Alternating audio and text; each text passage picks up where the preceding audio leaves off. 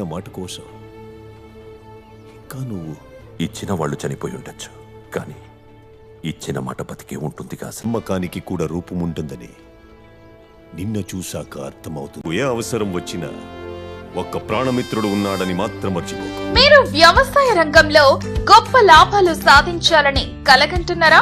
M4 private limited లోకి మీకు స్వాగతం. Permanent work from home jobs and work from home office jobs,